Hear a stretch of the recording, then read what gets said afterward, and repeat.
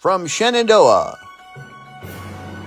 from Page County, from KMA land, this is KMA News Headlines. Good afternoon, I'm Mike Peterson with the latest from the KMA Newsroom on this Friday afternoon. Essex is hoping to lure veterans to the community through a special designation.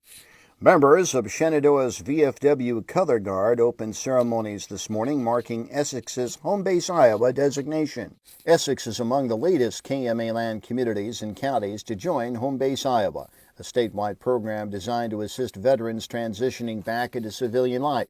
Essex Community Development Director Tess Nelson says Home Base Iowa communities provide additional resources and discounts to veterans moving there. The community of Essex is offering reimbursement of $25 for meals, $25 for fuel, $100 for lodging to a veteran coming to Essex for a job interview.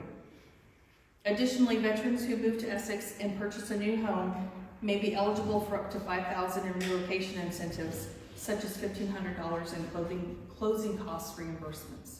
Rick Honeycutt is a local Veterans Employment Representative with Iowa Works. Honeycutt read a letter from Governor Kim Reynolds congratulating Essex on achieving the designation.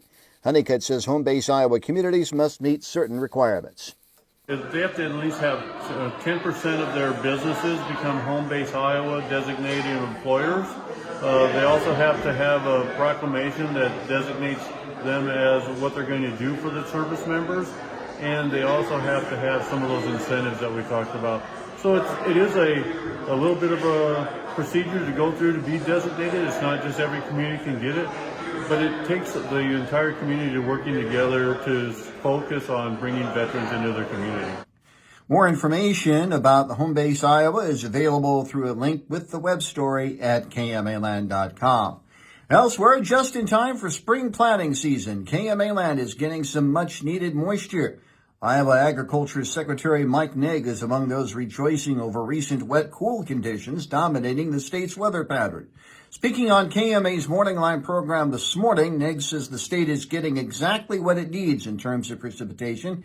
Nigg says it's still questionable as to whether the state has enough soil moisture to get crops out of the ground. The most recent USDA report rated topsoil conditions at 22% very short, 37% short, 37% adequate, and 4% surplus. Subsoil moisture conditions rated 35% very short, 41% short, 22% adequate, and 2% surplus.